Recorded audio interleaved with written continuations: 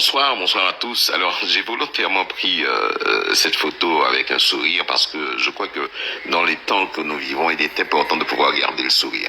Nous vivons, la Guadeloupe vit des moments très difficiles, extrêmement difficiles, même si nous avons connu pire. Et tous ceux qui n'ont pas connu Hugo, eh bien, c'est un événement exceptionnel pour eux parce que depuis Hugo, on n'avait peut-être pas connu un tel déchaînement de la nature sur nos terres. Eh bien, c'est vrai que la Guadeloupe vit très durement ce qui s'est produit et faut se tourner vers l'avenir. Et je disais au travers d'une pastille, eh bien, il faut aujourd'hui peut-être se regarder en face, voir les erreurs qui ont pu être commises, les points qu'on n'a pas su exploiter, peut-être pas suffisamment l'écoute des aînés qui souvent nous préconisaient un certain nombre de choses comme des lieux de construction, d'habitation, parce que eux ont vu à travers le temps diverses intempéries et connaissent bien. Donc il y a tous ces éléments-là qu'on doit prendre en compte dans l'avenir. En tout cas, l'heure n'est peut-être pas à la polémique et il faut souhaiter vraiment la force et le courage à tous ceux qui sont en charge de permettre à la Guadeloupe de sortir de ce mauvais pas.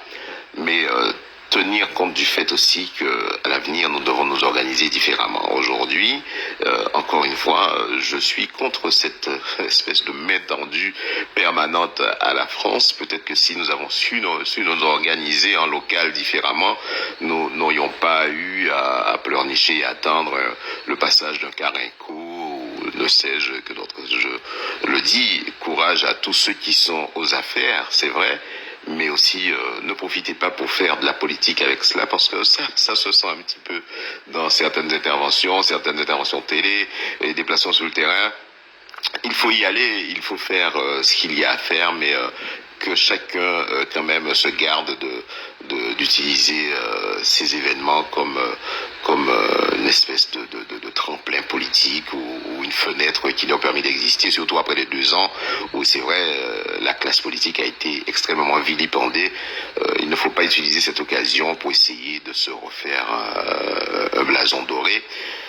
Voilà, mais en tout cas, force et courage à tous ceux qui ont été sinistrés, qui ont perdu, ceux qui sont dans le dénuement, ceux qui ont perdu leur maison, leur habitation, leur cheptel, des animaux qui ont été noyés, emportés par les eaux et beaucoup d'autres dégâts matériels. Alors force à toutes ces personnes-là.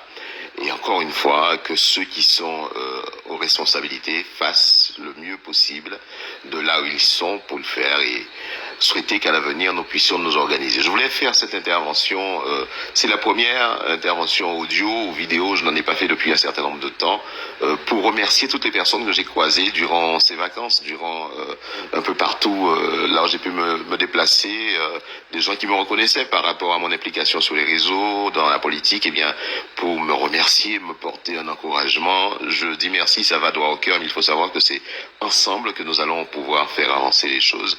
Et ça fait toujours plaisir de savoir que nous sommes beaucoup plus nombreux que nous ne le pensons.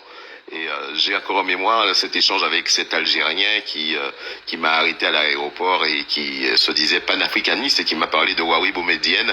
On a eu un échange très court, mais que j'aurais aimé pouvoir prolonger. Donc s'il se reconnaît là, au travers de cette vidéo, il peut échanger avec moi en privé.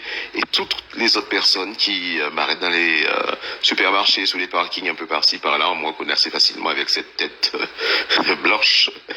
Eh bien, merci de tout ce que vous avez pu me témoigner, mais sachez bien que ce qui est fait par Sentinelle, ce qui est fait par moi-même, qu'il soit en politique, qu'il soit au niveau citoyen, n'est pas une recherche de reconnaissance ou de notoriété, mais c'est une prise de conscience. Et si elle est partagée, si elle est grande, eh bien c'est la Guadeloupe qui gagne.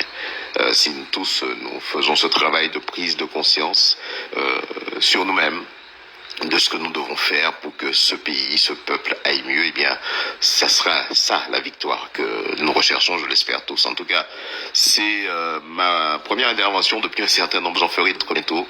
Encore une fois, merci à tous ceux qui me témoignent une forme de soutien d'une façon ou d'une autre, verbalement, par message.